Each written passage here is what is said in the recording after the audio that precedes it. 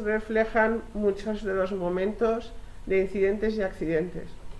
Tenéis que tener en cuenta que cuando pasa algo, tú estás haciendo la vida normal. O sea, tú estás por la calle, estás comiendo, estás hablando con amigos y de repente, uy, mira, si ves las llamaradas o el mechero, las antorchas estas, cuando salen esas imágenes que veis, hace un ruido como, es más que el ruido. O sea, yo he intentado verlo en las grabaciones y no llegas a recibir esa sensación, porque es la sensación de presión de bomba. Cuando sale el humo, el fuego ¿no?, fuerte, rojo, sale y hace ¡pum! Y es como una especie de cosa de presión que es muy difícil reflejarlo en las grabaciones, porque en realidad es una fuerza, ¿eh? Parece que hay una de las últimas propuestas a nivel europeo va a ser prohibir las antorchas. No sabemos cuándo va a llegar aquí. En Estados Unidos ya se han prohibido. Las antorchas los utilizan para enviar, ahí desvían los gases cuando hacen una parada de una zona o lo que sea, se desvían los gases y salen por la antorcha. Normalmente tiene que haber un fuego pequeño, pero cuando hay estas circunstancias sale a presión en mucha cantidad y hace esas llamaradas. Algunas de las imágenes más impresionantes, estas de las tres, coinciden con paradas de cortes de suministro eléctrico. Ha habido un par de ellos bastante importantes, ¿no? Entonces, en estos casos ya tienen que tirarlo todo, y todo es todo, ¿eh? Y tiene que ir todo por esas antorchas, ¿eh? Entonces, muchas de las imágenes que habéis visto, pues la verdad es que no son raras, ¿eh? A lo largo del año se producen alrededor de 4 incidentes o 3 al mes, y hay arranques y paradas muy frecuentemente, ¿eh? Ahora, por ejemplo, la refinería está en una fase de parada. Hay un montón de trabajadores que han venido de contratas de otros sitios a trabajar. Además, las condiciones de los trabajadores de contratas pues es bastante precaria, se nota, se ve por el pueblo cómo viven, cómo no tienen la forma de comer, la ropa, todo, ¿no? O sea, es bastante precario donde duermen. Quiero decir que os tenéis que imaginar cómo está en este momento el pueblo. Y de hecho está habiendo huelgas de trabajadores de plantilla y de contratas, y mañana hay una huelga y una manifestación de todos. O sea que la refinería hace daño dentro y fuera, ¿eh? Entonces, lo del expediente sancionador, para centrarme un poquito en esto, ¿cómo lo hacemos? Aquí la presentación. Aquí, ¿no? Yo le he puesto el expediente menguante porque va menguando, ¿no? Bueno, esto ya os ha contado ahora Cristina, ¿no?, cómo empieza la construcción y cómo la inaugura en el 2013 el príncipe Felipe, que tiene le gusta venir. Ha venido como príncipe y ha venido como rey. Como rey a inaugurar también unos vestuarios que también están en Costas. Y nosotros empezamos nuestras denuncias. Hay muchos juicios por otros temas, por autorizaciones ambientales, pero esto es como la piedra filosofal, ¿no? Están construyendo sin ningún permiso, ¿no? Denunciamos, no dicen nada, se callan por completo, que es la actitud que ha tenido siempre la demarcación de costas, es no decir nada, ¿no? Y como no contestan, les llevamos a juicio a la Audiencia Nacional en el 2013. Y hasta el 2018 no sale una sentencia en la que nos dicen que tienen que contestar, diciendo si abren un expediente sancionador o no. A eso recurre Petronor y al final les firmen en el 2019. Nosotros esperamos un poco a que se normalice la situación política, que en esos momentos es muy compleja, para solicitar la ejecución de esa sentencia, y nos pilla luego el COVID. Entonces ya al final lo hacemos en junio. No dicen nada, sigue sin ejecutar esa sentencia. O sea, no dicen, no contestan, ¿eh? Mandamos cartas, llamadas, de todo. Es muy difícil. Al final se tiene que hacer por vía judicial, ¿no? Y el último auto de ejecución es del 23 de noviembre del 2020. Porque ya estábamos a punto de llevarles por la vía penal a la dirección de costas por no ejecutar unas sentencias, que es muy fuerte, ¿eh? O sea que ellos hasta ahora siempre han procurado no decir nada porque no pueden decir nada a favor. Entonces hacen cosas raras con esto. Entonces la primera resolución que la anterior, que se me ha movido esto, ¿no? Ay, se me está... Tengo que ir para atrás, va muy rápido. Espera. Esto ya os he contado, vale. Entonces, la primera propuesta llega el 5 de febrero y le condena a 200 millones, más o menos, por falta grave por construir sin permisos, que es el 50% de la obra, que ellos han calculado según los presupuestos primitivos de la planta de coque, porque en realidad llegó a costar mucho más. Entonces nosotros miramos el expediente, tenemos acceso a ello, y al mirar el expediente vamos... Es que si no se ve al mirar el expediente vamos descubriendo un poco, confirmando lo que ya sabíamos, ¿no? Que no tenían ningún permiso y que tampoco tenían unos argumentos en condiciones. Petronor hace sus alegaciones y son bastante lamentables, ¿eh? Porque realmente, como no pueden decir nada, llegan a decir cosas muy, muy fuertes, como que lo han hecho sin mala fe, como que, hombre, si no teníamos permiso haber entrado a parar la obra. ¿Os imagináis que entran a parar la obra a Petronor? Como si fuera un chiringuito de playa, ¿no? Y bueno, hay unos argumentos en general bastante peregrinos, ¿eh?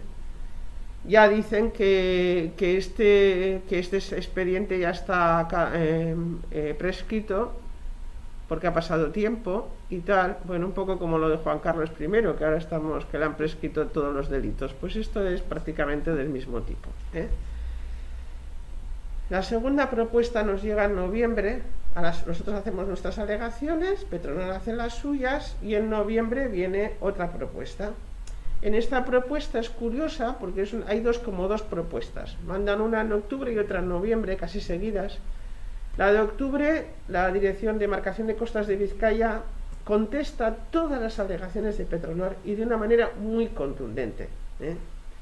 Porque Petronor llega a decir, por ejemplo, que nosotros no tenemos que estar asociación en esto, que a ver qué hacemos, que este no es un tema ambiental, por ejemplo.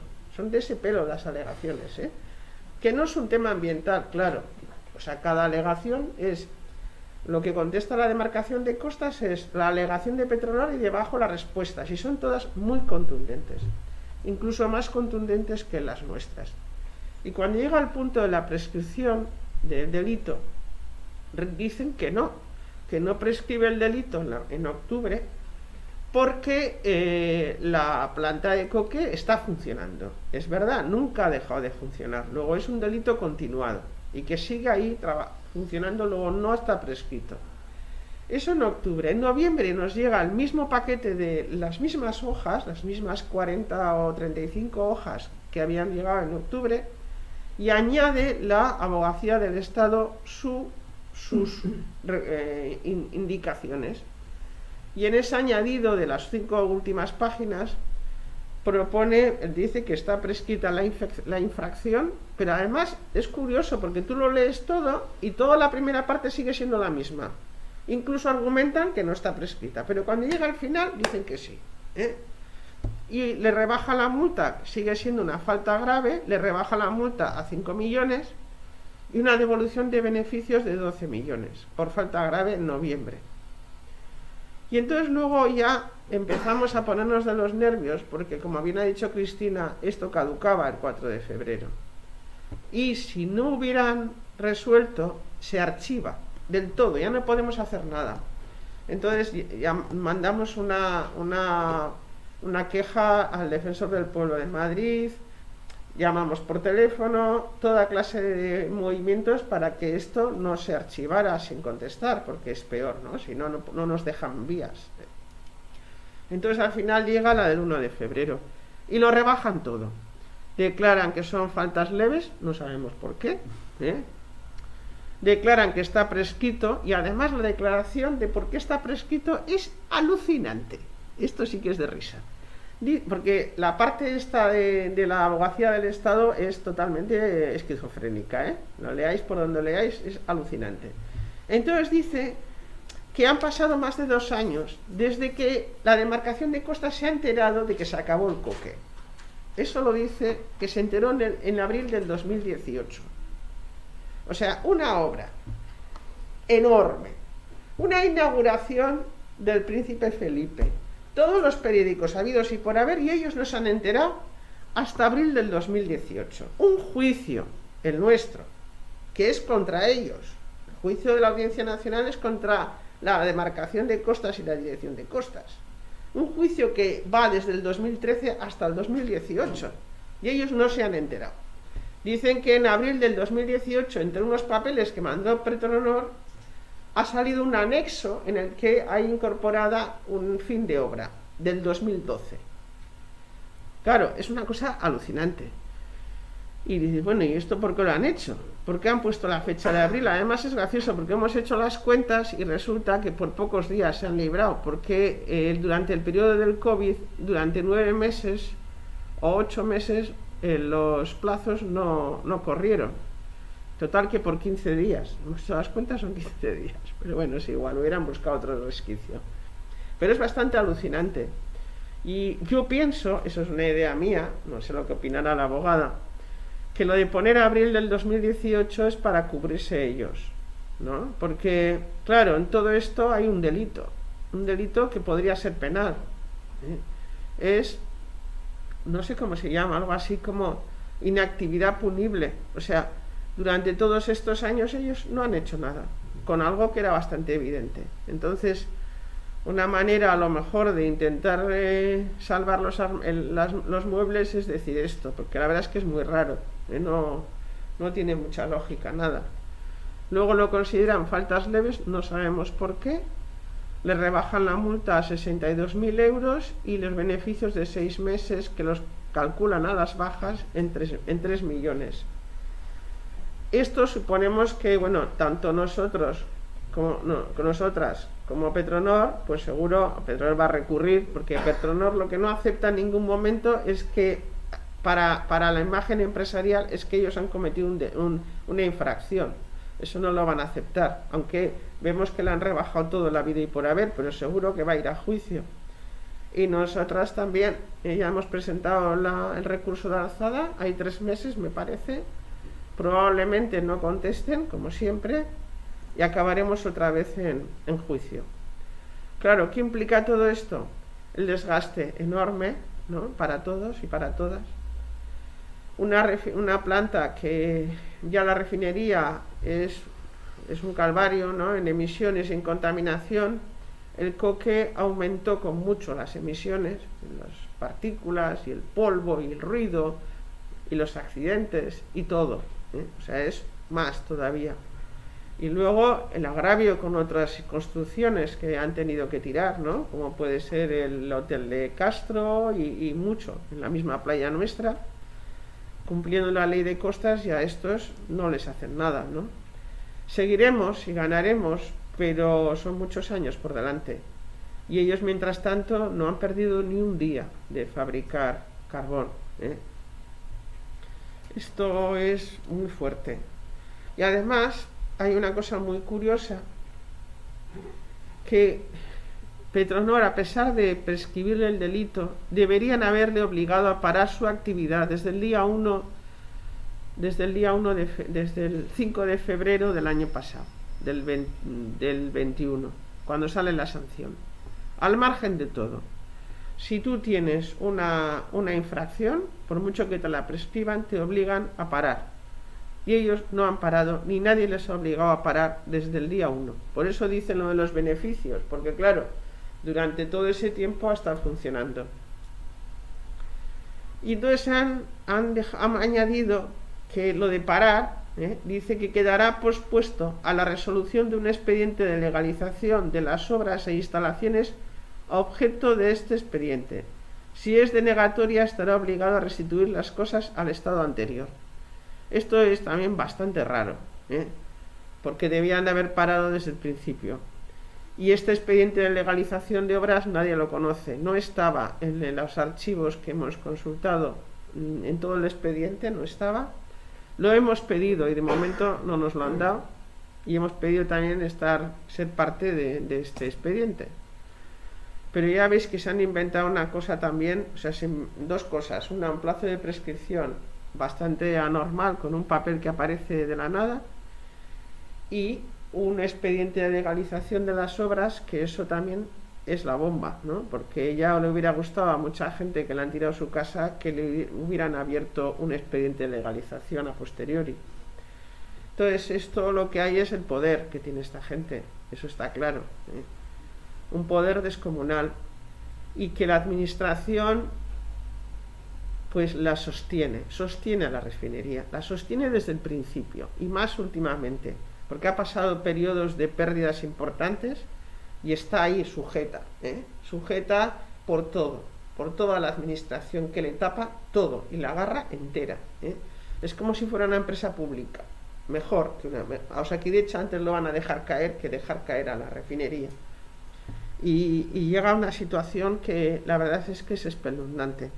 Yo simplemente ahora he hecho un repaso de las memorias de Petronor, la última publicada es del 2020, y he mirado las tres últimas, y ahora que estamos hablando del tema de Rusia, Petronor en el 2018 recibía solo un 2,6% del crudo de Rusia. En el 2019 sube a un 18%, 16%, y en el 20 a un 22%, o sea, es el segundo suministrador de Petronor es Rusia, en los 2 últimos años, detrás de México. Pero lo más grave no solo es eso, sino que empieza a procesar el crudo ruso en esas cantidades, sorprendentemente de un 2 a un 19, coincidiendo con un petróleo contaminado en Rusia. Hay un incidente en el 2019 que tienen unas cantidades importantísimas de un crudo contaminado con cloruros y que no se puede o no lo quiere utilizar ninguna de las refinerías europeas, porque el riesgo para las refinerías de corrosión es muy grande y también para los trabajadores. ¿Qué hace Petronor? Trae ese crudo, se jacta de ello en la prensa diciendo que son capaces de refinar hasta ese crudo. Ese crudo nos lo hemos chupado todos, y no sabemos hasta cuánto tiempo han estado trayéndolo, porque eso no se sabe. Se sabe que hay un aumento brusco del suministro ruso y se sabe que en el 2019 era crudo contaminado. Pero hay datos, claro, nosotros no podemos saberlo, pero hay cosas que son más que coincidencias. Hubo muchos incidentes en el 2019, importantes, y ahora una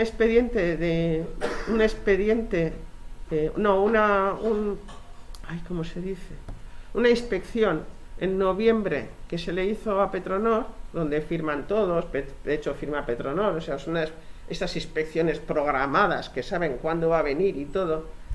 Pues resulta que en ella pone que el filtro de la chimenea más alta de Petronor, la de 220 metros, la que se ve desde todas partes, ese filtro está corroído y tiene tal nivel de corrosión que no funciona.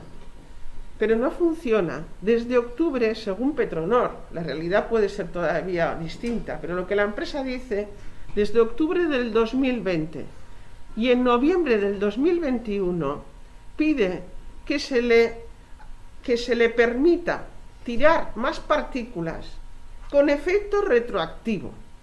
O sea, desde el 2016 con efecto retroactivo de 16 meses atrás, que me sale desde antes de octubre, ¿no? 16 meses en noviembre, bueno, pide 16 meses de efectos retroactivos para poder tirar el doble de las partículas permitidas en su autorización ambiental integrada.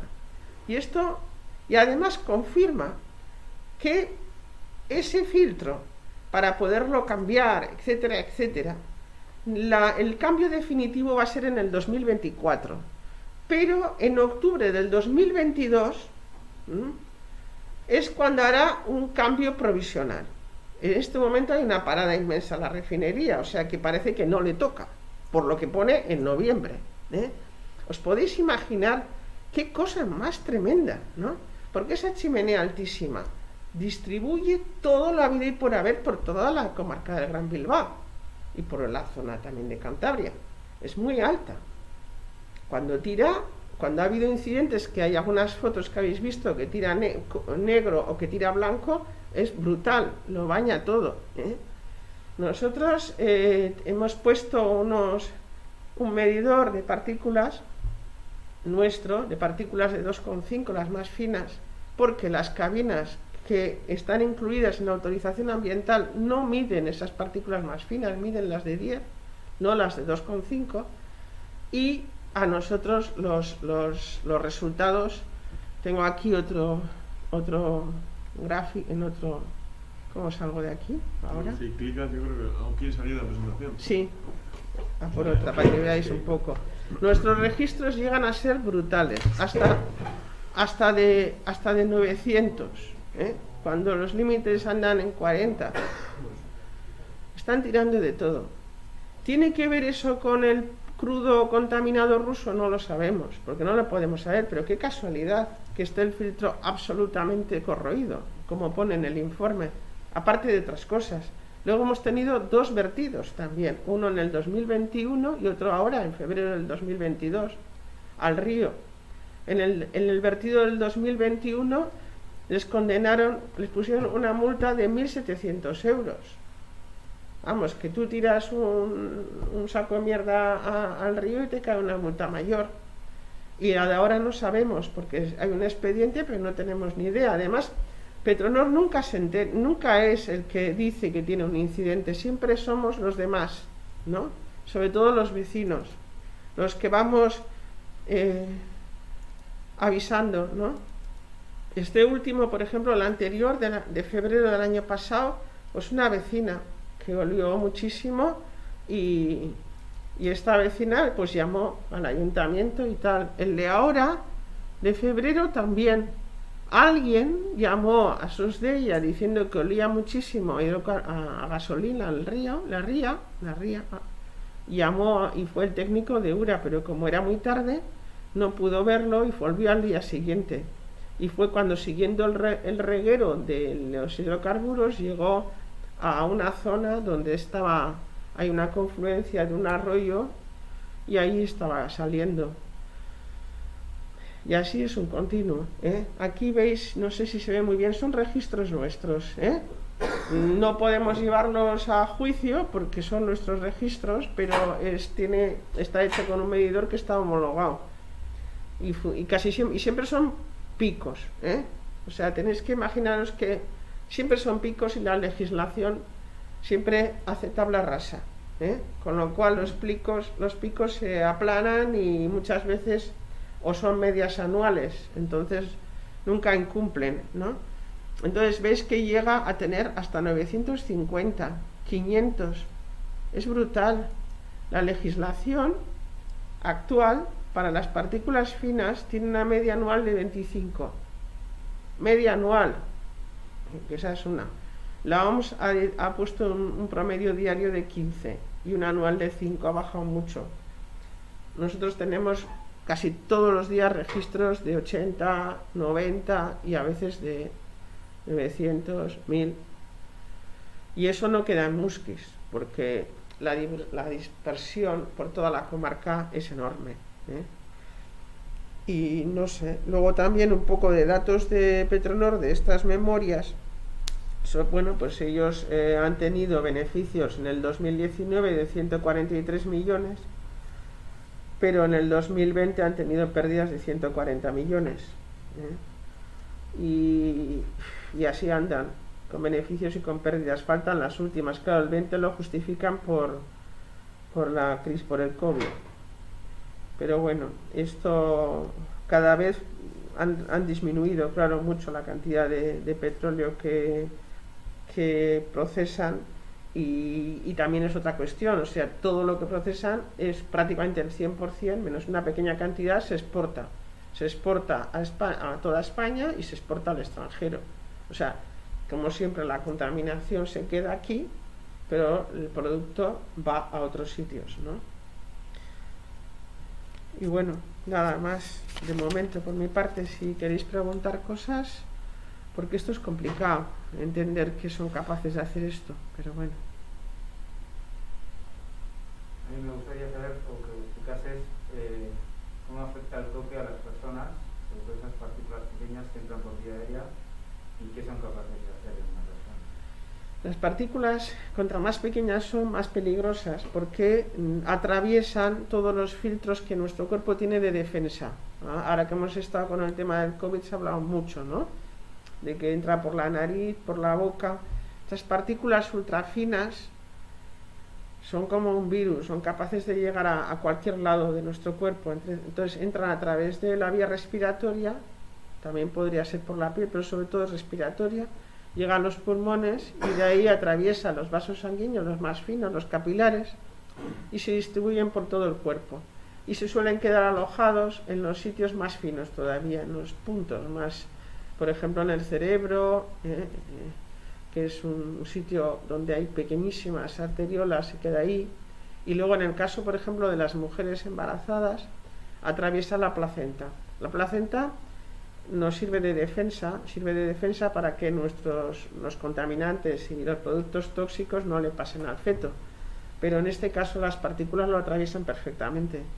Hay estudios de necropsias hechas en fetos en el que se detectan partículas metálicas, sobre todo, incluso en el hígado de un feto o en el cerebro, y pueden llegar a afectar incluso al material genético. Esto, claro, todo esto se ve a largo plazo, ¿no? Es como pasa también con algunas enfermedades profesionales como el amianto, ¿no? O sea, necesitas años para que se desarrollen, pero sobre todo en la infancia es bastante peligroso porque los niños respiran más y están a un nivel más bajo, quiere decir, están más a la altura del suelo. Entonces las partículas que están flotando normalmente hacen una curva y se quedan a una cierta altura y vuelven a coger vuelo con el viento. Entonces los niños están normalmente a esa altura y son los que más respiran.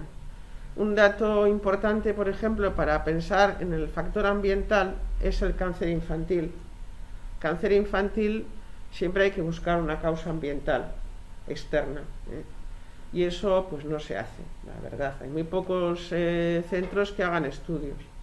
Hay uno en Murcia, en el Virgen de la Risaca, que tiene una unidad de salud medioambiental pediátrica, y luego hay un estudio que se está haciendo aquí, el de infancia y medio ambiente, que se está haciendo en el Alto Urola y que se les ha puesto, llevan ya años, es un estudio prospectivo a lo largo de los años, ya llevan a lo mejor 10 años.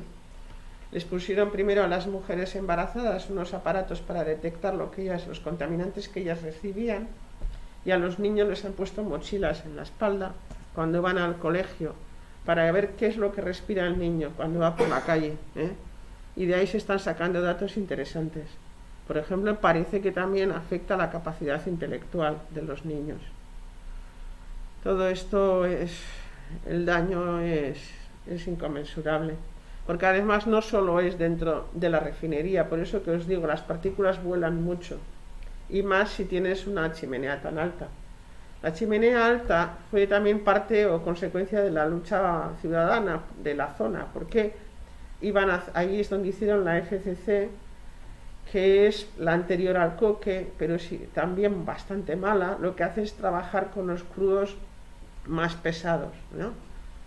Y sacan muchísimo azufre. Si pasáis por ahí, ahora han puesto unas mamparas para que no se vea, pero hay unas pilas de azufre. Bueno, pues esa planta, cuando se fue a hacer esa ampliación, hubo una lucha popular muy fuerte. En los años 82-83, a raíz de eso es cuando ya le dan la concesión, porque no tenían ni concesión la refinería, como lo ha dicho la abogada. Y entonces, para que no les caiga encima, pusieron una chimenea bastante alta. Lo que pasa es que cuando llegó a ser tan alta, llegó a haber quejas incluso de contaminación transfronteriza por Francia. Porque claro, al ser muy alta, el viento lo dispersa y llegaba hasta el otro lado de la Muga. y no nos damos cuenta, porque el que no lo veas no quiere decir que no te esté llegando. Y el coque es un carbón, hay una de las imágenes que se ve, es una torre alta con una especie de lucecitas arriba, dentro están los hornos, que una de las fotos se ve un horno de coque cuando lo trajeron por el puerto, que fue impresionante. Pues ahí nos quedamos, vamos, hicimos una concentración y todo, y aquella llegada fue para poner los pelos de punta. Cuando lo meten dentro de la refinería parece que no hay nada, porque es tan grande que todo lo que meten dentro como que desaparece. Pero es el segundo edificio más alto de Vizcaya. Después de la torre de 220, es más alto que Iberdrola. Lo que pasa es que lo ves ahí dentro y no parece tanto, ¿no? Entonces son unos hornos. Entonces lo que hacen es los residuos de los residuos, lo más pesado, lo que sale de la FCC y otros, va a parar allí, ahí lo cuecen, ¿no? Se cuece y se transforma en un carbón.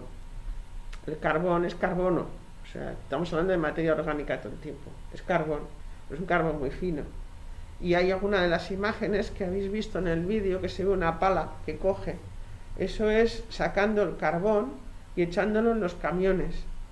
Es impresionante porque se ve perfectamente, es una de las cosas que tiene la refinería, que es transparente para los vecinos. Entonces cuando Petronor vino a dar la primera charla antes del proyecto, a intentar venderle a los vecinos el proyecto, una de las cosas que dijo es que iba a ser absolutamente cerrado todo, y nos puso unos vídeos de dibujos animados que se veía como todo iba cerrado. Se ve perfectamente que no, o sea, esa pala coge y tira carbón dentro de los camiones, porque va por camiones al puerto, y ahí se almacena en un almacén grande que ya habéis visto, sobre todo los de la margen derecha, que es un domo, le llaman, es una cosa redonda, blanca, que es muy grande. Pues ahí es donde lo van dejando. También hay pilas de carbón fuera del domo, que no sabemos a día de hoy todavía si son de Petronor o no, que también se veían en el vídeo. Pero ese carbón que está fuera también flota con él, y cuando llueve va a parar al mar, y se deposita probablemente en las playas. Lo que no sabemos es exactamente todavía, no podemos decir que sea de Petronor, nos faltan las pruebas, ¿no? Pero vamos, es del mismo tipo, y eso es.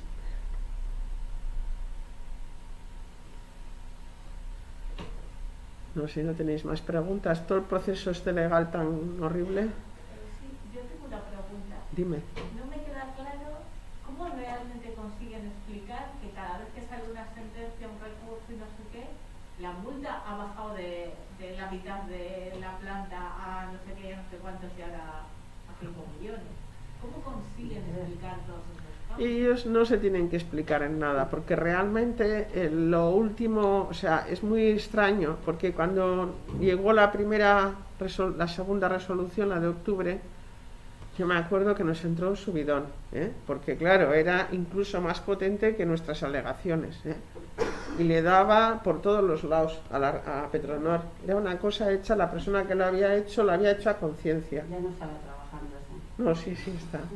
Lo que pasa que luego llegó una carta, una nueva resolución que obligaba, la abogacía del Estado le obligaba a tipificar bien los delitos. En el momento que la abogacía del Estado entra, es cuando empiezan a rebajar. Y ya el último es ya la esquizofrenia absoluta, porque ya en el último, que más hablan de un documento que no está en el expediente.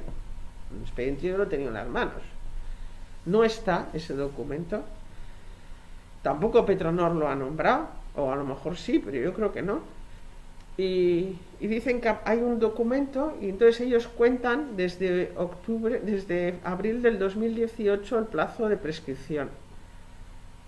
No se sostiene. Yo creo que ahí sí tenemos las de ganar judicialmente, porque nosotros, o sea, parece ser que una denuncia no para el plazo de los plazos. O sea, una persona denuncia tal cosa y solo por la denuncia no paras, pero un juicio sí. Y nosotros tenemos una sentencia que además la última es de noviembre del 2020. Quiero decir que es alucinante, que totalmente injusto, que tú pongas en juicio, que el juicio quede escondido ahí en las capas de la judicatura, lo que sea, salga en el 2018, Petronor recurre, bueno, Petronor siempre recurre a todo porque tiene un equipo de abogados tremendo y porque además a ellos les beneficia, contra más se alarga todo mejor, pero aún así ganamos. Pides una ejecución de sentencia, se la concede, es en noviembre del 2020 y el plazo se ha pasado.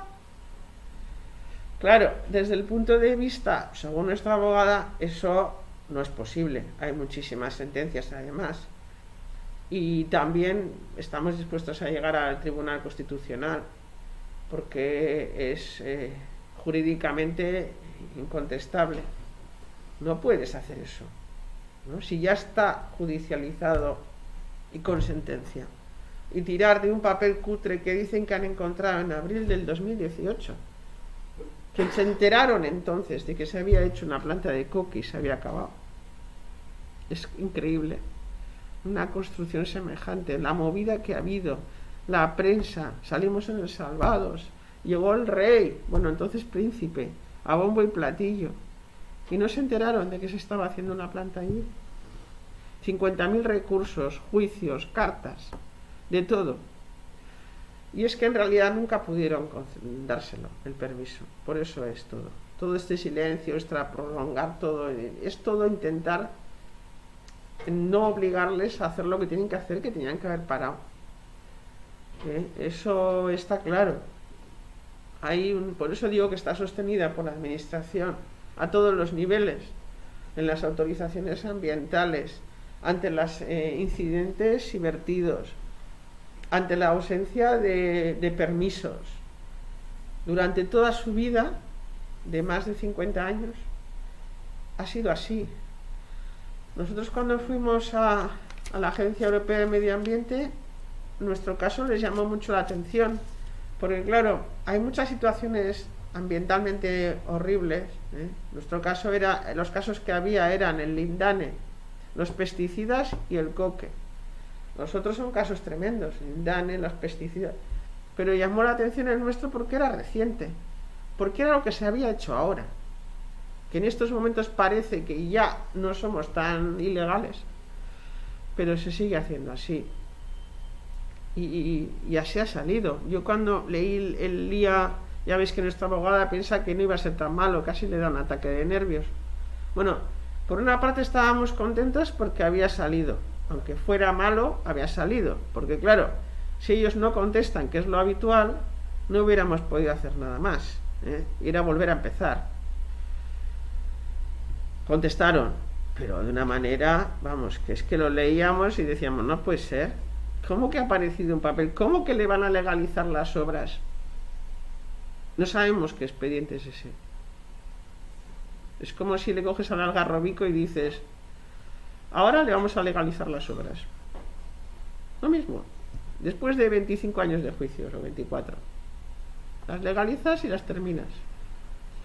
O el caso de Extremadura, ¿no? Que hay la isla de Valdecañas.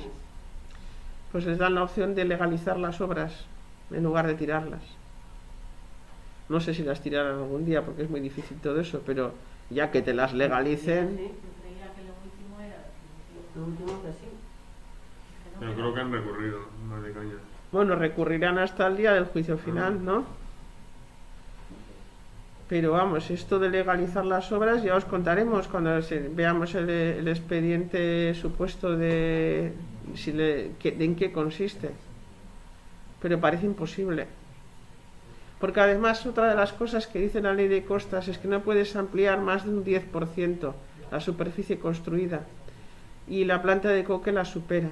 Tenemos una pericial hecha en el 2013 y con un arquitecto que se presentó a juicio enorme, con mapas y con todo, y se supera.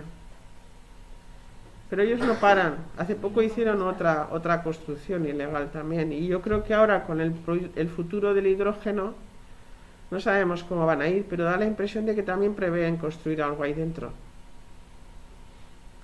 O sea que, y han hecho un edificio entero que está en dominio público sin permiso. Ahora, en pleno COVID.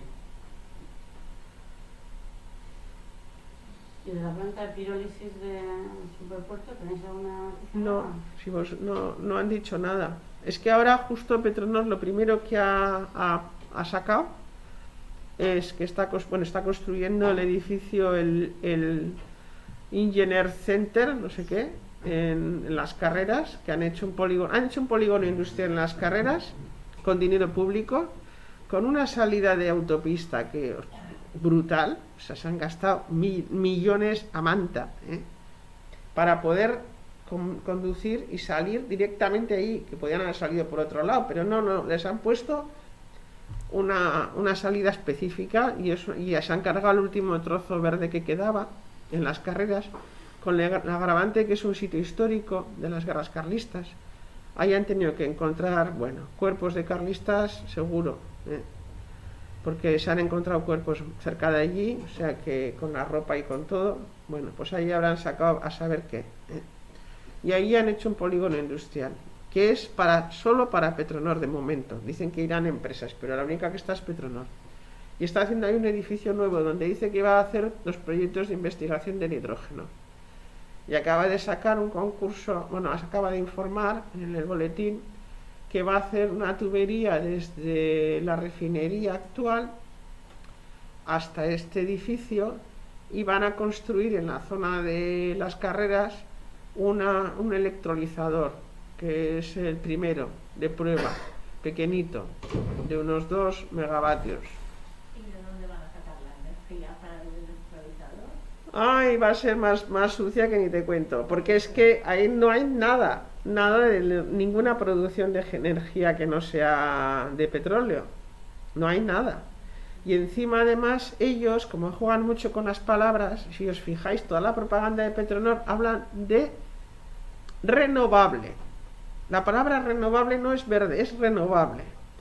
Y es hidrógeno renovable. O sea que ellos cogen el metano o lo que sea, ¿no? Y de ahí sacan un hidrógeno, han renovado, han usado unos residuos para hacer energía eléctrica. Porque ahí yo no veo nada que haya, ni una placa solar, vamos. Y eso ha salido ahora mismo, pues que ha salido hace un mes y pico, el trozo ese. Luego ese es el primero. Primero hay uno de 2, luego hay otro de, no sé si de 20, no me acuerdo. Y el último, que es como digo yo, esto es como una odisea en el espacio, el último es de 100, que no se ha hecho ninguno en el mundo. Y ese se supone que está en el puerto, no lo sé. Pero en el puerto es donde quieren hacer la planta de pirólisis. Ahí es un negocio redondo, porque lo que quieren hacer es coger los residuos urbanos y tratarlos allí. No, los residuos urbanos no. Los residuos, salga de la incineradora. Lo que salga de la incineradora. No, lo que salga de la planta de la TMB, vale. Que salen unos productos que se llaman CDRs. Sí. Esos productos que no los quiere quemar Sabalgarbi por lo que sea, no les es rentable, por lo que sea, no les interesa quemar a Sabalgarbi, lo van a llevar supuestamente como combustible ahí a la planta de pirólisis. Esa planta está presupuestada, está proyectada en el nuevo plan de gestión de residuos urbanos de Vizcaya, que supuestamente la Diputación de Vizcaya lo tiene que aprobar porque lo ha prorrogado durante 4 o 5 años, lo van a aprobar a final de año y ahí está presupuestada, está proyectada esa planta. No dice que sea de Petronor, pero no hay otra porque es una planta de pirólisis para la quema de los CDRs estos, con 60 millones de euros, que supuestamente esos 60 millones de euros no tendrían por qué ser iniciativa pública, sino que están hablando de iniciativa privada. Bien, o sea, por eso pregunto si tenéis alguna noticia más, pero está, en teoría, es una de las infraestructuras que viene programadas o presupuestadas o como queramos. Petronor habla de ella en sus charlas, que hemos estado en alguna que se hizo en la UPV, ¿no? En el Congreso de Hidrógeno, ellos la sacaban. Y además yo me acuerdo que le pregunté, le digo, entonces lo primero que vais a hacer la planta de pirólisis, porque claro, era lo más claro, ¿no? Y de ahí van a sacar metano, y eso no es un hidrógeno verde. Y luego sacarán lo que ellos llaman los e-fuels, Sobre todo porque los CDRs estos es la consecuencia de lo que queda, o sea, sale de los plásticos que aprisionan en el TNB. Quiero decir que, claro, si es plástico no es un residuo orgánico ni muchísimo menos, o sea. Bueno, ellos del plástico ellos pueden hablan sacar... de residuo orgánico, pero no Claro. va a ser biorresiduo el que tengan ahí, ¿eh? Ya, pero del plástico, el plástico viene de los hidrocarburos. Y entonces lo que pretenden es sacar unos combustibles sintéticos derivados de estas basuras. Sí, sí. Entonces sacarán del plástico, que bueno, son procesos carísimos. Yo creo que no, si a ellos el beneficio va a ser lo que se les pague por eso. Pero los fuels estos son carísimos. Va a sacar, como está subiendo tanto el petróleo, no lo sé. Y van a sacar metano para hacer hidrógeno. El metano es un gas efecto invernadero muchísimo más potente que el CO2. De momento no hay más movimientos que el edificio que están haciendo en las carreras y lo que acaba de salir del tramo este corto que va de la refinería a las carreras. Porque este edificio nuevo dicen que se va a alimentar con este electrolizador nuevo que quieren poner. En realidad son cosas piloto. De ahí ese edificio lo van a usar para investigar y para ir desarrollándolo. Pero lo que era llamativo eran los plazos, porque ellos lo veían todo de aquí para mañana, ¿eh? ¿No? ¿Os acordáis que decían 22, 24 y 26? Y en el 26 ya era, bueno, digo de memoria, ¿eh? Ya era, vamos, lo más de lo más. Ya veremos qué pasa, porque ahora con la situación actual y la subida del precio del gas y todo, pues bueno, ahora a lo mejor sí que compensa para ellos cualquier cosa que hagan, no lo sé. Pero nos van a fastidiar bastante, eso seguro, porque de lo que no hablan es de las emisiones de partículas. Claro, todo esto lleva partículas, las partículas ahí están. No hay el gas, por ejemplo, que siempre dicen que es limpio, el gas tiene muchísimas partículas que están en el aire y que se respiran, y son ultra finas las del gas, o sea que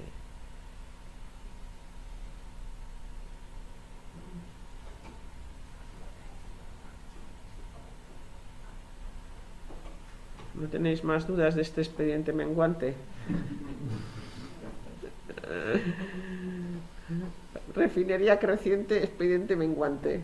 Eso podría ser casi un lema. Hombre, yo igual sí quería preguntar por los costes económicos que está suponiendo para vosotros toda esta ristra de juicios, expedientes y...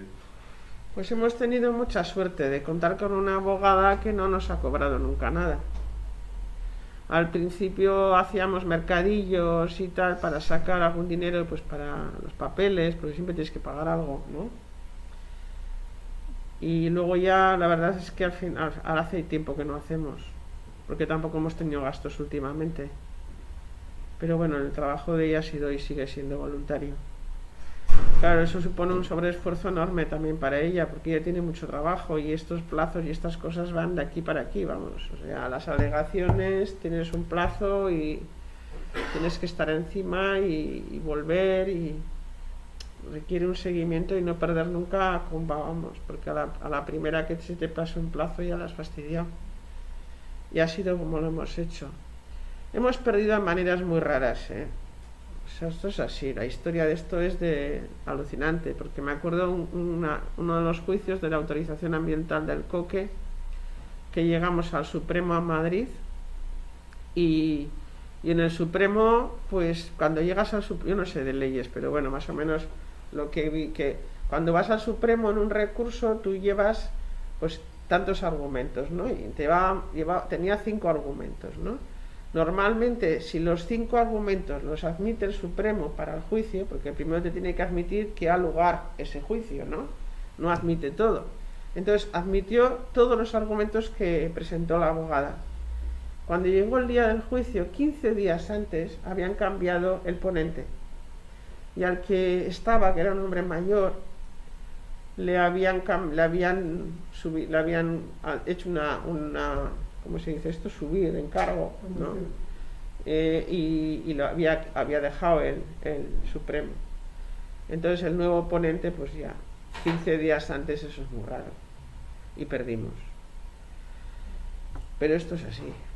Justo se iba a preguntar si en el expediente menguante al final siempre lo valora la misma gente de la demarcación de costas, cada vez que dice el tribunal que tienen que valorar algo, lo valora siempre la misma gente, el mismo equipo, o van aprovechando y van cambiando A ver, la gente más amigable para resolver. no, yo creo que, a ver, este expediente sancionador designaron una persona para hacerlo.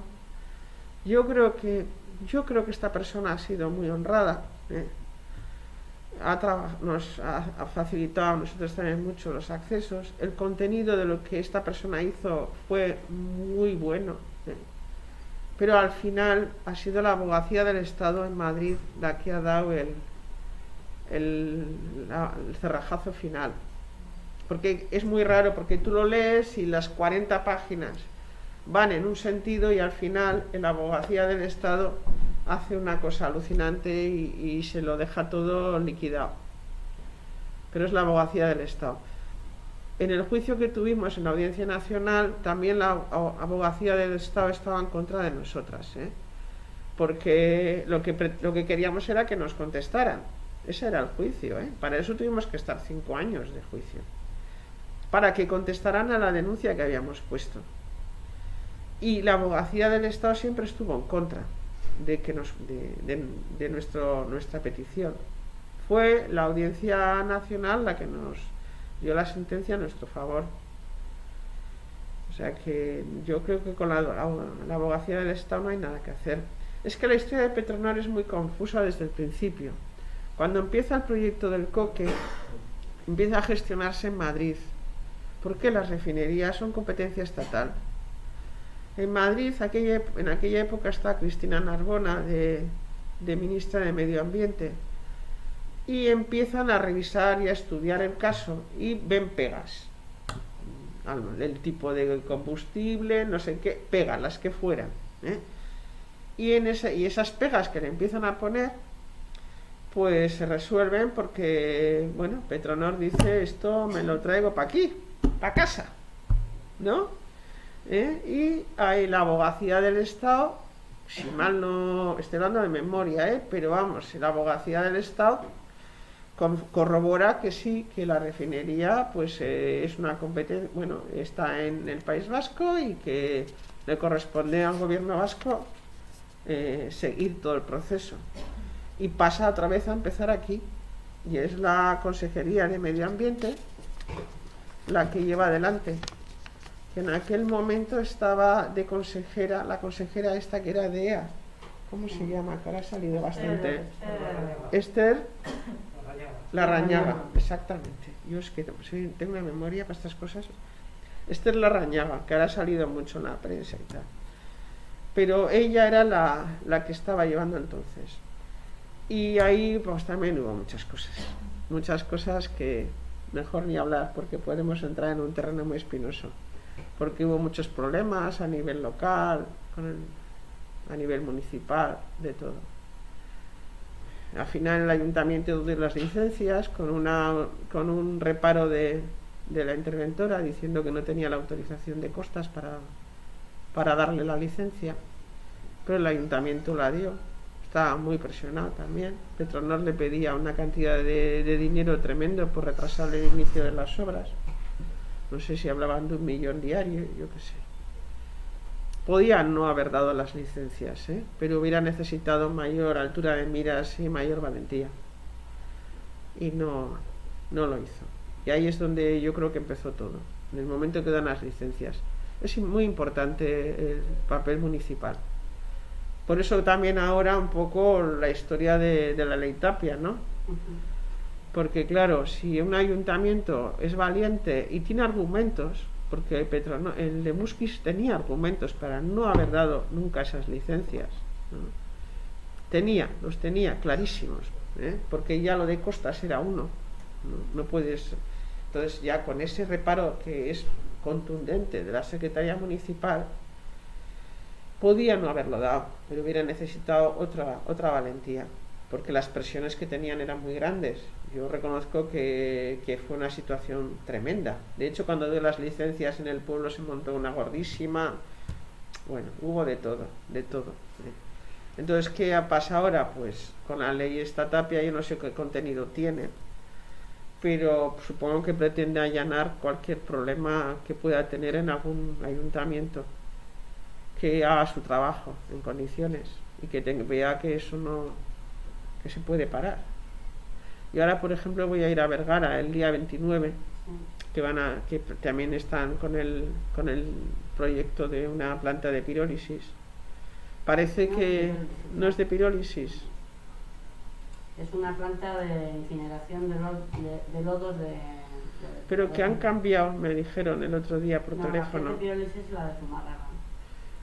Pues como de que hecho, había... el ayuntamiento le ha denegado los permisos, o sea, los tiene denegados. Lo que pasa es que el tema está en el gobierno vasco. Claro. Y si el gobierno vasco considera que esa planta de depuración de lodos, o sea, de incineración de lodos de papelera, pues si Tapia considera que eso es un proyecto de interés superior, pues lo acabarán poniendo. Pero en principio está denegado por el ayuntamiento la licencia. Es que ayer me dijeron como que había habido algún problema, como que no va a poder ser que lo denieguen, no sé. Ya me explicarán, no lo sé. Yo pensaba que era de pirólisis, fíjate lo bien informada que estoy, que voy a dar una charla y no sé. Creo que no, bueno. Como que habían cambiado, pero bueno, ya veremos. Ahora como están proliferando las plantas de pirólisis por todos los lados. Igual es otro nombre, otra manera de nombrarlo, pero es incineración de lodo Es que es lo que pretenden ahora, evitar pues conflictos, ¿no? Para una parte por los ayuntamientos que están que son de ellos, darles una excusa, decir bueno, pues no podemos hacer nada porque no es cosa nuestra, y los que no son de ellos pues atarlos en corto. Pero sí, la verdad es que para nosotros fue lo peor en la concesión de las licencias. Ahora tengo una duda que es la de la ley estatal. Estoy pensando en la del clima. ¿Cuándo se supone que tienen que dejar con el petróleo? Perdona, es que no me acuerdo de los plazos. No sé nada. Ya quisiera saber. Digo, tendrá que dejar en algún momento. La ley del clima tiene que estar puesto cuando dejan de refinar petróleo, ¿no? Igual que está puesto en el 2030 de dejar de vender gasoil Sí. y coches de gasoil en 2030. Eso quiere decir que en algún momento se tiene que dejar de refinar gasolina y petróleo y gasoil. No sé, luego dirán que refinan plásticos, no te preocupes. Bueno, ya están cambiando a los... Sí, porque esto es una de las cosas que decían. Y al hidrógeno por eso. Era Sí. por recordar porque no me acuerdo de los plazos. Y el final puede ser bastante malo, porque estas industrias nunca terminan bien, ¿no? Hombre, hay experiencias de cierre. Está la de Cepsa en Santa Cruz de Tenerife, han empezado a desmantelarla ya. Que estaba también en Costa, en un sitio muy bonito dentro de la ciudad también. Y ya están empezando a desmantelarla ya, ahora mismo. Y también leí que la cantidad de puestos de trabajo que va a generar el desmantelamiento, porque eso es otra cuestión, ¿no? El empleo. Y preveían que para desmantelar la de Cepsa, que es mucho más pequeña que Petronor, iban a estar hasta el 2030 o 2035. O sea que había trabajo para rato. Pero bueno, estos yo creo que se van a agarrar a todo lo que puedan hasta el final. Pero seguiremos. Nosotros ya dice, bueno, Cristina muy animada, ha dicho 14 años ya tenemos. Bueno, nuestra presidenta de la asociación tiene 91, pero bueno, está ahí al pie del cañón.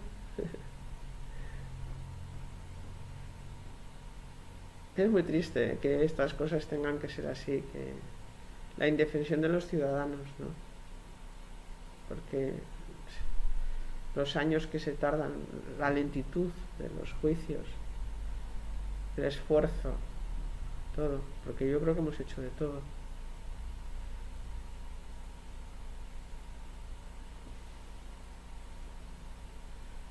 Bueno, si queréis lo dejamos así. Sara, todo este proceso del expediente ¿qué relación habéis tenido con el comité de empresa? Si lo habéis tenido... Ninguno. No. No. ¿Y con miembros así? No. De hecho, hombre, es que cuando dimos la charla en Muskis para que supieran un poco de qué iba y tal, que iba a venir alguno, pero no vino. No. Bueno, como lo hemos publicado así, pues supongo que ya estarán enterados, pero no ha habido relación. Con el comité de empresa directamente, como comité, tuvimos la primera reunión al principio, en el 2008, cuando empieza todo esto, y fue una reunión bastante tensa. En el 2008, ha cambiado mucho Petronor en estos años. Yo creo que ahora el comité de empresa tiene otra actitud. Y de hecho la hoja que han sacado para convocatoria de la huelga remarcan bastante el tema ambiental y la salud. O sea, un poco el discurso sí que ha ido calando. Lo que pasa que claro, sí que hay una situación contradictoria siempre. Esto es así. Además suele pasar a veces que las medidas de protección a los trabajadores son contradictorias con las medidas de protección a los vecinos de alrededor en las industrias.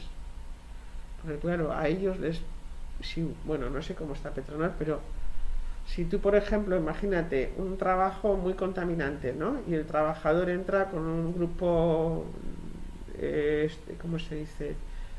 Totalmente, sí, totalmente cerrado, oxígeno, de todo, y entra ahí, ¿no? Y empieza a sacar cosas, ya no sé qué. Él va con de todo, pero la gente no. Claro, cuando ahora limpian los mecheros estos, uno de ellos lo han parado ahora porque han empezado a vaporizarlo, ¿no? El de la playa. Pues debía doler hasta Erandio. Y esto va tirando y tal. Entonces, claro, hay una situación ahí un poco compleja. Y luego el futuro, si nosotros estamos porque la planta de coque la desmantele, si eso se consiguiera, sería un golpe bastante fuerte. No tanto de trabajadores, la planta de coque no tiene muchos, tendrá 60 o 65 o menos, pero bueno, sería ya un golpe fuerte, yo creo, no lo sé. Hombre, el desmantelamiento de toda la refinería generaría trabajo, ya te digo, por lo menos hasta el 2040, porque son enormes estas construcciones. En este momento no está igual que los desmantelamientos de las plantas de carbón y nucleares, que están haciendo proyectos de transición justa y no se sabe muy bien cómo están yendo, pero claro, de momento no hay nada pensado planteado en hacer una cosa así, cuando hace ya tantos años que se sabe que eso no tiene que cerrar. Claro. Y así, y nunca se está haciendo nada, y ahora no se ha puesto una fecha y no se está empezando a hacer antes el trabajo de hacer una transición. No se está haciendo nada. Si no Además, si no se está oyendo todavía con Caroña, que pasaron hace muchos años, no me imagino este. sí. Además, ellos nunca hicieron ningún plan. Tendría que haber un plan o por lo menos no conocemos un plan de desmantelamiento y cierre. Y también, bueno, hay cosas alucinantes. Por ejemplo, el seguro de responsabilidad civil de Petronor es de 1.200.000 o 1.500.000 euros, vamos, nada. Me pasa cualquier cosa ahí y bueno, cualquier cosa, por pequeña que sea, ya puede ser bastante grande. Ahora hay gente que le da un poco miedo con esto. A veces hablando con lo de la guerra dices, si vienen aquí, ¿no? Con lo que tenemos entre Petronor y luego está Bahía Vizcaya, y es donde va a ir Bahía Vizcaya, es un punto súper importante porque de ahí hay un tubo que va para Francia, ¿no? Así que estamos un poco en el ojo del huracán. Pero bueno, yo creo que no hace falta que vengan de fuera, ¿eh? De dentro es suficiente. Fijaros que hay un puente de la autopista que pasa por encima. Yo siempre tengo la cosa, digo, ojo, pasa por aquí un camión de estos cargados de combustible y cae en el puente, que es un sitio que hay muchos accidentes, es un punto negro de la circulación, y allí se monta la de San Quintín. Yo siempre me acuerdo del camping famoso de los Alfaques cuando era cría. Fijaros la que se montó. O sea, cae allí, es que es alucinante que haya un puente por encima. Y además no solo es que haya un puente, es que también hicieron y eso es muy, muy posterior, una gran línea eléctrica. Hay una cuádruple línea de alta tensión que pasa justo por encima de la refinería. y tubos por todas las partes, claro. Porque encima, hoy en día las refinerías modernas suelen tener como lo que llaman una autopista de tubos y sabes por dónde van, pero allí aquello es un maremágnum, ¿eh? Hay tubos para todas partes y de todo tipo, por debajo. Así que de vez en cuando, pues mira, hay alguna fuga. Pero ahí están. Eso sí, seguiremos dándoles guerra, eso seguro. Todos los incidentes, todos los accidentes, llamar al 112, denuncia, tal. Porque si nosotros no llamamos al 112 y decimos que hay un vertido o que hacen no sé qué, ahí nadie, la empresa no dice nada. Cuando lo dices después. Es curioso, ¿eh? Porque estás ahí mismo. Ya se sabe que lo ve todo el mundo, ¿no? Y a veces la administración cuenta el impacto de la refinería por el número de llamadas al 112. Y claro, la gente se acaba cansando, ¿no? Y dicen, pues este año ha habido menos llamadas al 112, pues eso quiere decir que ha habido menos problemas. Y así se queda. Cuando la gente ya se cansa. Ahora, antes te preguntaba, Ricardo, por el tema de la relación que habéis podido tener los de la asociación con los trabajadores de la planta, pero claro, a mí lo que me llama la atención, yo entiendo que los trabajadores, en una visión muy a corto plazo y muy de su visión más inmediata, no quieran tener nada que ver con vosotros. Pero lo que me llama más la atención es el silencio de los sindicatos. Ah, claro. Porque creo que son dos cosas diferentes. Una cosa es el comité de empresa y otra cosa son los sindicatos. Empieza a haber en algunos sindicatos de este país una cierta sensibilidad ecosocial, o algunos presumen de que la tienen. Entonces me llama la atención, no pretendo establecer ningún ranking de culpas, ¿eh? No sé si es que vosotros os acercáis a ellos, ellos nos acercan a vosotros, pero es evidente que ahí hay una ruptura que no beneficia a nadie. Es decir, parece lógico que los sindicatos que se están planteando ya que una transición energética va a haber sí o sí, se preocuparan por establecer algún tipo de, no sé si alianzas, que ya igual mucho decir, pero sí por lo menos contacto o intercambio de informaciones con gente que tenéis mucho que decir ahí. Y ese silencio en Petronor yo creo que es clamoroso y habría que intentar esa brecha reducirla o buscar ahí contactos, porque si no la lucha de vosotros como David contra Goliat pues está destinada a caducar cuando os canséis vosotros o simplemente os mudáis. Sí. Entonces habría que dejar alguna lotura ahí entre Meatzaldea, bueno, todo el movimiento ecologista, sois vosotros, pero bueno, está Ecologista Marta y otra gente que hace lo que puede, desde esos papeles de David frente a Goliat, pero ahí deberíamos de buscar una lotura con los sindicatos, porque o ellos también, tú has mencionado que ha habido un cambio en el último comunicado, yo he leído el comunicado, que nos lo mandaste tú, y hablan de transición energética por primera vez en la vida, eso es cierto, pero la mencionan porque no se fían de cómo va la patronal a abordar esa transición y tienen todos los motivos del mundo para desconfiar, porque ya vemos cómo la está abordando la dirección de Petronor. Pero sigo echando en falta esa sensibilidad en los sindicatos para empezar a poner algún tipo de contacto con vosotros. Nosotros cuando empezamos cuando nosotras empezamos con la planta de coque, al principio, recorrimos todo, fuimos a todos los partidos políticos, incluido el PP, y también a todos los sindicatos, y les planteamos todo. Y luego hubo una reunión con el comité de empresa al principio, bastante tensa en su momento, y luego ya no ha habido contactos con personas individuales, pero como tal no. Porque, a ver, yo entiendo que Petronor ejerce un control muy estricto. O sea, nosotros somos la bestia negra, yo creo, de Petronor. Entonces, tener contacto simplemente que te vean a un trabajador a la nuestro es como, vamos, esto sí que es un control. Yo me acuerdo al principio de todo, que iba poniendo, al principio de todo sería el 2008, poniendo unos cartelitos por mi barrio, que yo vivo en el monte, ¿eh? Y me encontré con un amigo que trabaja en Petronor, su mujer y el perrito que iban paseando un domingo, ¿eh? Por allí, por el monte, me ayudó a sujetar algún cartelito en pleno monte. Y cuando llegó a su casa, le llamaron, ¿qué hacía poniendo carteles contra Petronor? O sea, el control es súper... yo creo que no es fácil, ¿eh?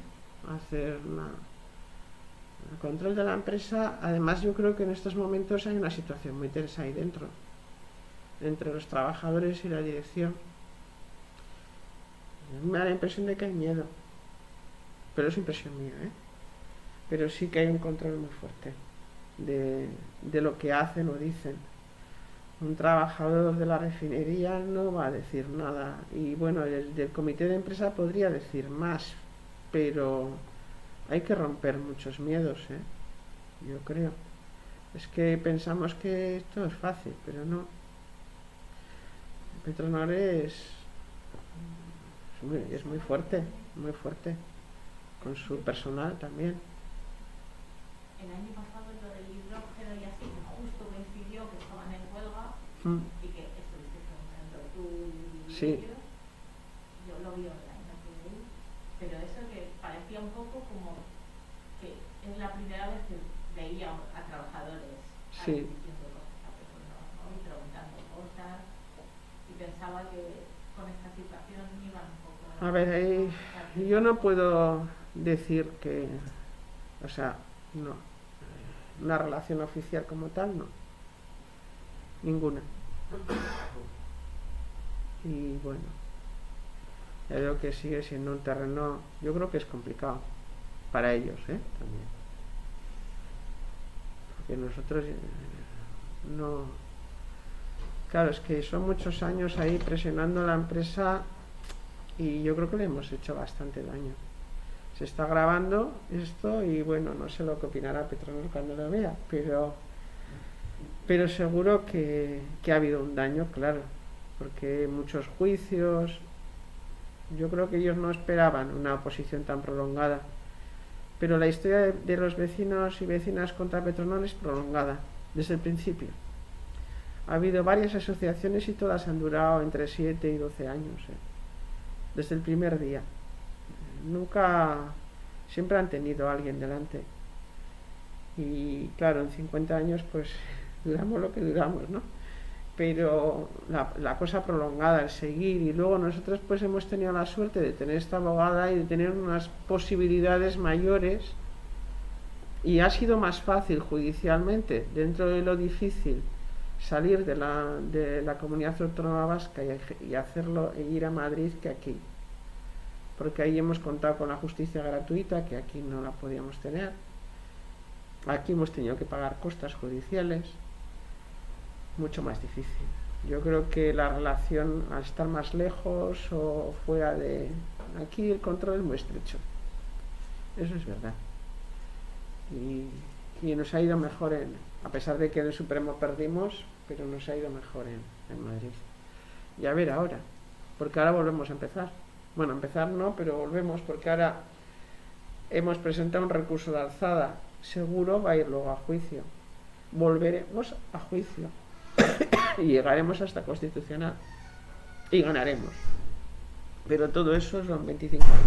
Hombre, el Algarrobico también lleva 20 y tantos años, o sea, y lo de Extremadura pues también, ¿no?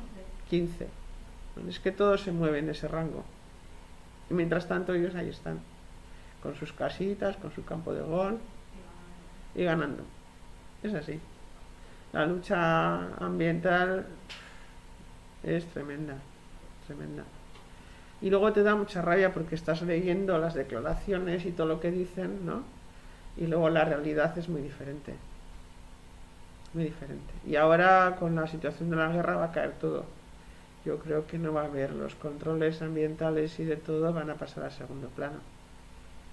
Alemania está plantando el carbón, parece. Carbón, bueno, Alemania tiene unas térmicas de carbón. Yo vi una en Aquisgrán que me quedé verde. Yo nunca había visto una térmica semejante, ¿eh? Enorme, aquí es grande, enorme de carbón. Pues otra vez una guerra. Y bueno, y aquí pues seguirá llegando, hombre, los barcos y todo el fregado. Y a saber de dónde viene el crudo y todo lo que llega. Ayer se fue uno de fracking de Estados Unidos y veía que llegaba uno de Rusia. A descargar agua y ya está. Sí, estos, y si no te traen un crudo, este se llamaba el contaminado, era un crudo Ural. Además ellos lo ponen en su memoria, adulterado con cloruros orgánicos. Efecto corrosivo en las refinerías sobre las instalaciones metálicas. Eso lo ponía en la memoria de Petronor del 2019, pero no dicen más. Ya veremos la de ahora. Y en el 20 han tenido muchos periodos de grandes pérdidas, ¿eh? Muchos. Por eso digo que tiene un sostén, un colchón muy fuerte, porque aguantar pérdidas de 140 millones seguidas, ¿no? Este año no sé cómo pasa o cómo les irá. Luego dicen que dan el año que han perdido 140 millones, ellos en su memoria dicen que han dado 293 millones a la Hacienda de Vizcaya. Esto es un tema que, mira, Iela sí que sacó un artículo que le sentó muy mal con este tema del dinero. Porque claro, yo no lo entiendo, yo lo miraba y digo, a ver, ¿cómo alguien que tiene unas pérdidas de 140 millones paga Hacienda 293? Bueno, pues esto es que aquí mete todo en este saco. Mete el IRPF de los trabajadores, la gasolina, la parte correspondiente a impuestos de la gasolina, de todo, porque si no esto no sería lógico. Una empresa que declara pérdidas. Pero bueno, son los misterios de Petronor. Bueno, pues igual ya damos por finalizado la charla. Muchas gracias a Sara por la explicación y seguramente que seguiremos oyendo hablar sobre Petronor, ¿no? Sí, esto... Durante algunos años más, por lo menos. Sí, sí. Esto está claro.